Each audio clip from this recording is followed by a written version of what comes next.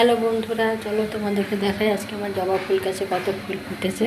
আমার গাছটা ছোট্ট কিন্তু দেখো কত ফুল ফুটেছে গাছে, দেখো দেখছো আজকে অনেক জবা ফুল ফুটেছে আমার গাছে। বেলি ফুলও প্রচুর ফোটে কিন্তু আজকে বেলি ফুলটা কম হয়েছে। টগর ফুলটাও তাই হয়েছে, দেখছি একটু কম হয়েছে, একটা দুটো হয়েছে। অন্যদিন গাছ ভর্তি করে ফুল ফোটে, দেখো দেখছো। তবে জবা ফুল আমার প্রচুর ফুটেছে, দেখো দেখছো জবা ফুল প্রচুর ফুটেছে। পাশেই আম গাছ আছে, চারিদিকে বাগান, গাছের চারিদিকে গাছের ভর্তি সবুজ, দেখো দেখছো চারিদিকটা, দেখছো কত গাছ, গাছে ভর্তি চারিদিকে।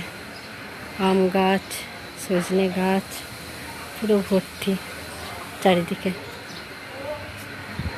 আর আমার জবা ফুল গাছটা দেখতে পাচ্ছ, ভর্তি ফুলে ভর্তি আজকে আমার জবা গাছ। আমার ফুল খুব পছন্দ, ফুল খুব ভালো লাগে, আমি লাগাই সব ফুল গাছ।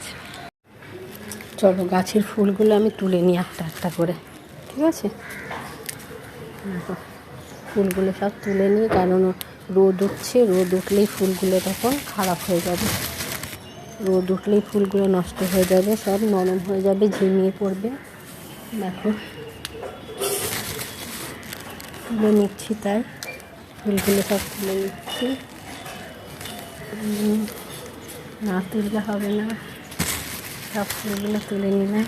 বেলি ফুলগুলো দেখা, তাই না? বেলি ফুলের গন্ধগুলো খুব ভালো লাগে, বেলি ফুলের গন্ধ খুব সুন্দর।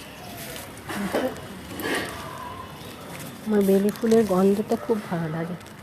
টগরগুলো তুলে নিচ্ছি সব একটা একটা করে, তো টগরগুলো তুলে নিলাম। যে কটা টগর আছে সব তুলে নিচ্ছি। খুব ছোটো ছোটো হয়েছে, রোদের জন্য ঠিক মতন হচ্ছে না, হয় না, আর নেই, ব্যাস সব তুলে নিলাম।